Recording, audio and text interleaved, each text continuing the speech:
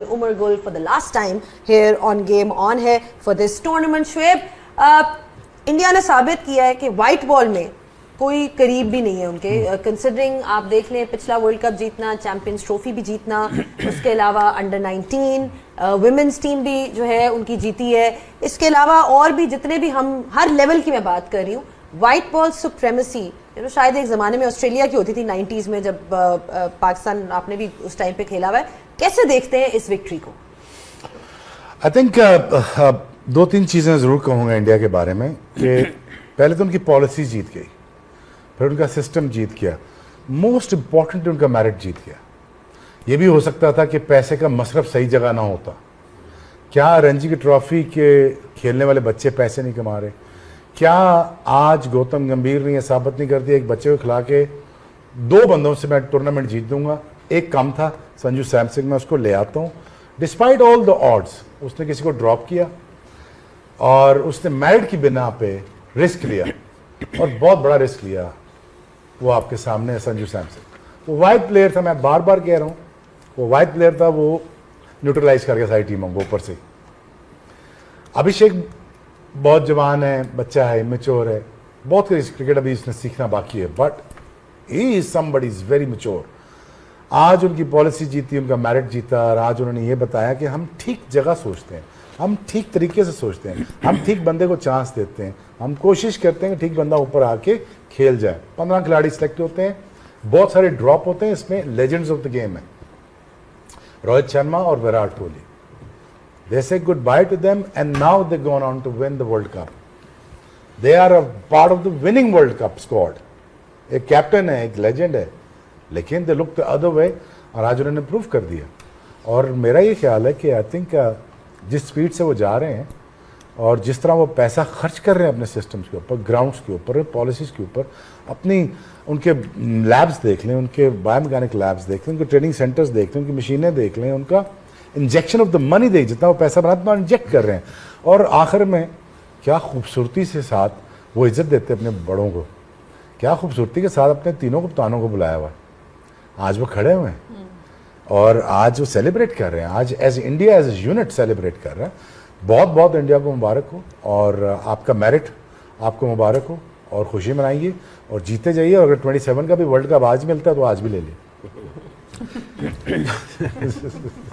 Recording कर लेते हैं। अच्छा हफीज़, मैं आपसे पूछता हूँ कि अभी बात की, ज़ैनब ने मेंशन किया कितने कितने टाइटल्स इंडिया ने जीते हैं एंड थ्रू मेरिट, जैसे शुएब ने कहा, एंड ऑफ कोर्स एवरीथिंग। इस टूर्नामेंट में 2-3 टीमें ऐसी थी जो फेवरेट्स काउंट हो रही थी, साउथ अफ्रीका, न्यूजीलैंड उनमें शामिल थी।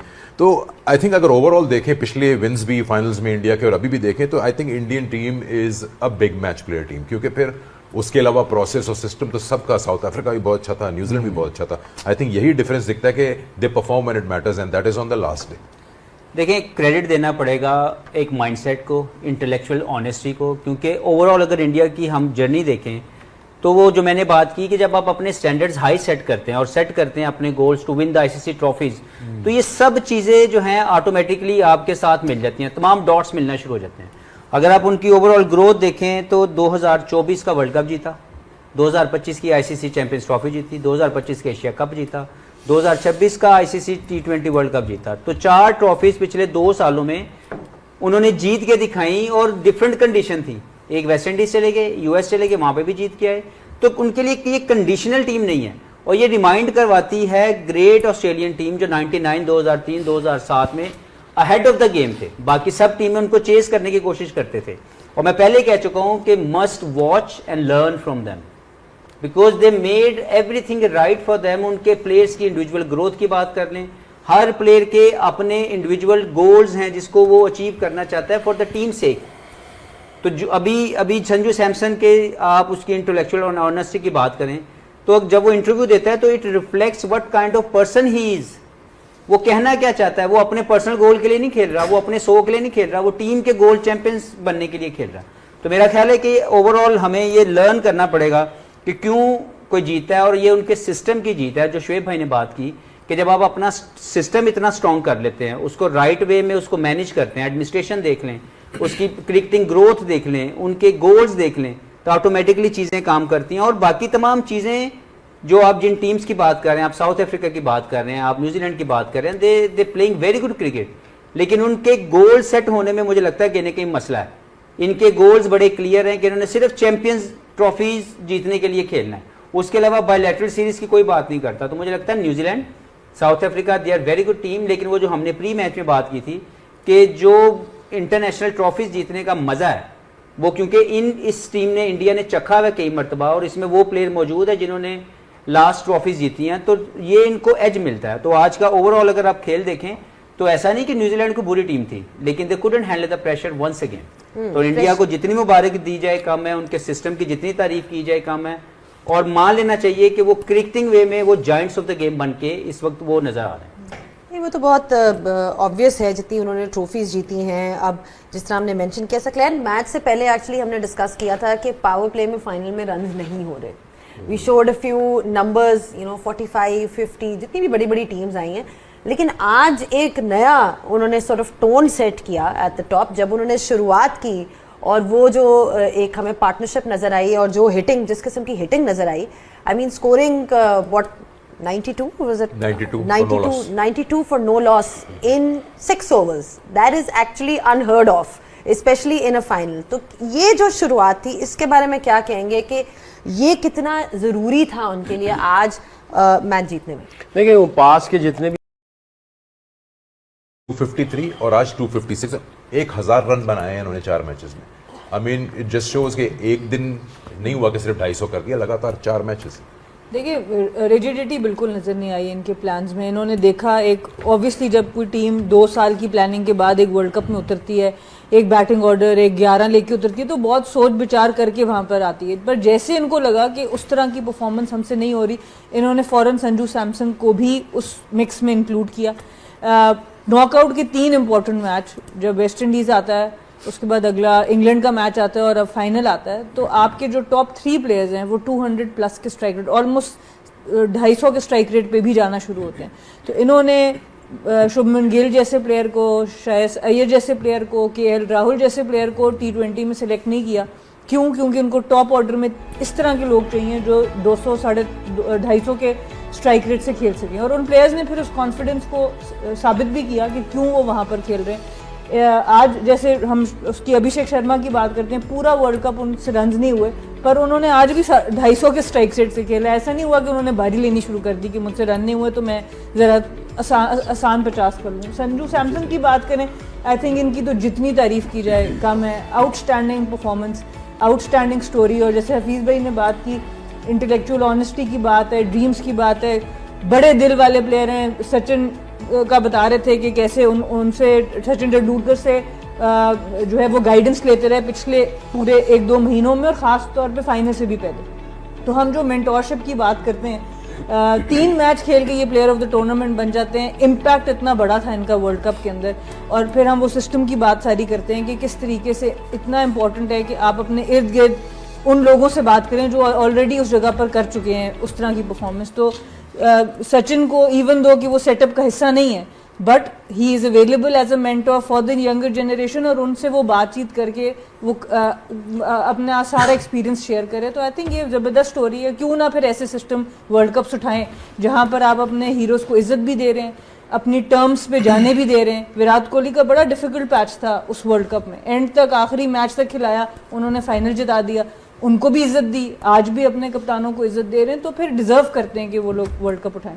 अच्छा Umar, bowling wise as well अगर इंडिया की बात की जाए तो Jasprit Bumrah was the star of the tournament, and he is always featured as the star. जब भी इंडिया ने कोई ट्रॉफी जीती है, जब भी कोई टूर्नामेंट जीता है, तो उनको हमेशा हम देखते हैं कि he is at the forefront of things, मतलब हर चीज़ में वो आगे होते हैं। जब भी उनको बॉल दिया जाता है वो विकेट लेके देते हैं। ऐसा मैच विनर होना, और आज की परफॉर्मेंस जिस तरह हमने उनकी देखी, ओवरऑल टूर्नामेंट में भी देखते रहे हैं, ये कितना बड़ा उनके लिए गेन है of developing a fast bowler like him, and what makes him special according to you? I think उसके अपने स्किल्स तो है, लेकिन इसके अलावा उसकी सिस्टम को भी क्रेडिट जाता है कि जिस तरह उनको वो रिस्पेक्ट दे रहे हैं, वो वैल्यू करे, जिस तरह उनको पैम्पर कर रहा है कि अगर 2024 वर्ल्ड कप के बाद उसको कितना रेस्ट दिया गया, कितना उसको वैल्यू दिया गया कि उसको तैयार किया था इस वर्ल्ड कप के लिए।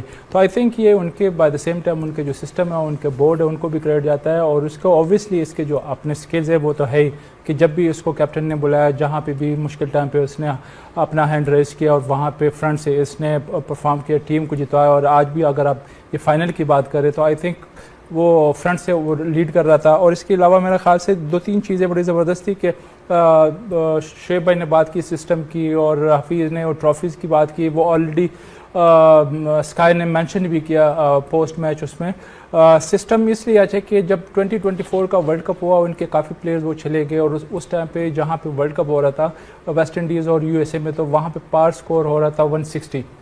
तो उन्होंने नॉर्मल जो बाकी टीम्स होते वो तैयारी करते जब वो हार जाते, उन्होंने वर्ल्ड कप जीतने के बाद उन्होंने तैयारी स्टार्ट की। वो स्काई ने उसी टाइम पे कहा कि हमने तैयारी शुरू की 2026 के लिए। तो इनको पता था कि कहाँ पे मैचेस हो रहे, यहाँ पे इंडिया में हो रहे, श्रीलंका में हो रहे, तो यहाँ पे जो पार स्कोर होगा वो 200 भी समटाइम आपको कम लगता है, क्योंकि लास्ट जो मैच था इनका अगेंस्ट इंग्लैंड इवन वो 250 वो चेज हो रहा था। लेकिन इन्होंने सिस्टम वहाँ से तैयारी की, अपनी प्रिपरेशन स्टार्ट की, इनका विजन था, एक प्लान था, उसके तहत इम्पैक्टफुल प्लेयर लेके आए, जिसमें सना ने भी मेंशन किया कि जसवाल को ड्रॉप किया, कि राहुल को, शुभमन गिल को। तो जहाँ पे इम्पैक्टफुल प्लेयर उनको चाहिए थे उन्होंने पहले से तैयारी की। ये रिलैक्स नहीं हो गए थे कि 2024 का वर्ल्ड कप जीत के हम रिलैक्स हो जाए, नहीं, इन्होंने उसी दिन के बाद नेक्स्ट वर्ल्ड कप 2026 के लिए तैयारी की। तो आई थिंक ये क्रेडिट जाता है सिस्टम को भी और by the same time players को भी कि वो वहाँ पे किस तरह एग्जीक्यूट करते हैं। चले इस पे जरूर और भी मजीद बात करेंगे, बुमराह पे भी डेफिनेटली बात करेंगे। और एक ब्रेक लेते हैं। कीप वॉचिंग गेम ऑन है on PTV sports and Tapmad. Welcome back on game on है। डिस्कशन चल रही है यहाँ पे इंडिया वर्सेस न्यूजीलैंड, जहाँ इंडिया ने एक बार फिर से अपना टाइटल जीता है T20 वर्ल्ड कप का। बात हो रही थी बॉलर्स की, किस तरह से बॉलर्स की कंट्रीब्यूशन क्या होती है टूर्नामेंट्स में। Jasprit Bumrah is definitely on top of that list when you talk about match winners for India. Shoaib, वही सवाल मैं आपसे भी करती हूँ कि मैंने उमर से किया जी। What makes Jasprit Bumrah so special कि वो हर जब भी उनको बॉल दी जाए, मिडिल फेज में दी जाए, शुरू में दी जाए, बाद में दी जाए, जितने भी फेजेस हैं आपके उनमें हमेशा वो परफॉर्म करते हैं। क्या कहेंगे आप कि उनकी क्या स्पेशलिटी है? ऑफ द लेंथ बॉल बहुत अच्छा करता है। यॉर्कर बहुत ही दुनिया का बेहतरीन यॉर्कर करने वाला बॉलर। दो स्लो रन सीखा और I get it, but now we're on the song now. We got to mean business, right? We have to mean business. Just be mean about it. They're just not at it somehow. तो वो इनकी वाली बात है जो कहते हैं कि ड्रेसिंग रूम माहौल बड़ा फ्रेंडली है। I honestly think that they need to change the way they play their cricket. I mean, it's enough. I mean, as I said it, कि जैसे मैंने कहा था कि चोकर्स का तगमा उतार के इनको दे दिए थे साउथ अफ्रीकन से। अगर आपने देखिए आपका टॉस आ गया था, आपको बैटिंग विकेट मिल गया था, बेहतरीन बैटिंग में था, give yourself a chance at least, nothing like 200, right?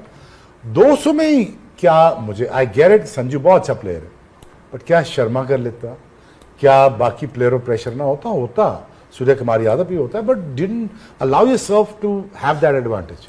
और हैरत होती है कि ब्रेंडन मैकलम जैसे इंस्टिंक्ट, किलर इंस्टिंक्ट डाल सकते हैं इंग्लैंड की टीम में, someone may be in the helm तो of फिर affairs. वो वहां कोचिंग क्यों कर रहा है? अब वही तो इनकी कह रहा कोचिंग हूं। क्यों नहीं कर रहा? Exactly.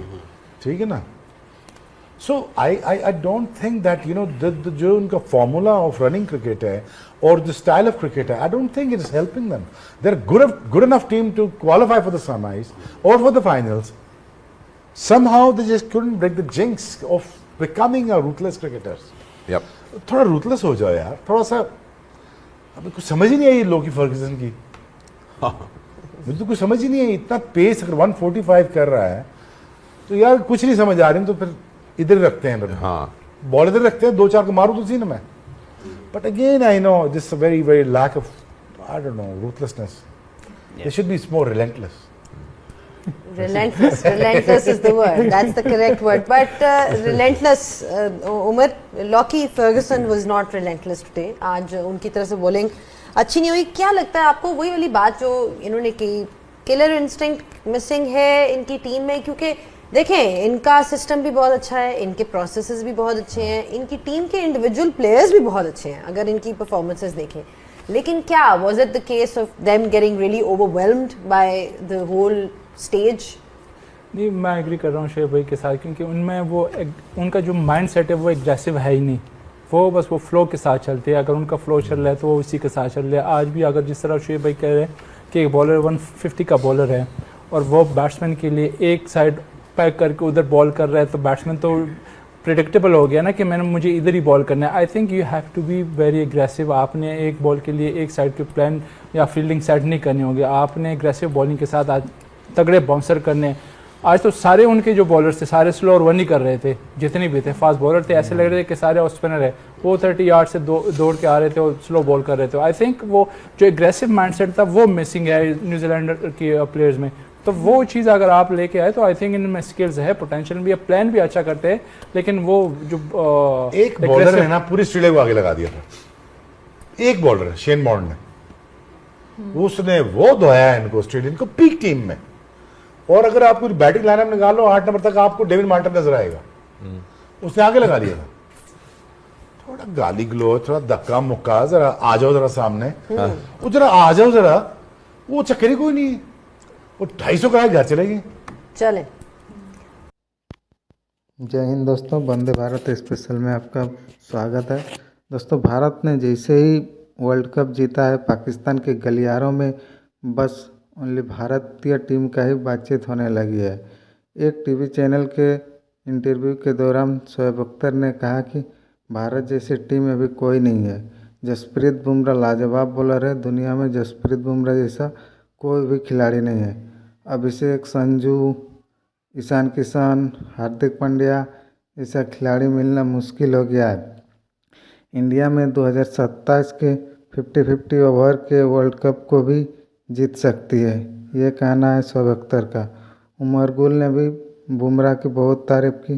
बुमराह जैसा यॉर्कर अभी कोई भी नहीं फेंक सकता है। बॉलिंग में वो लाजवाब है, तगड़ा है, एक्सलेंट, वाह, बहुत खूब बॉलर है वो।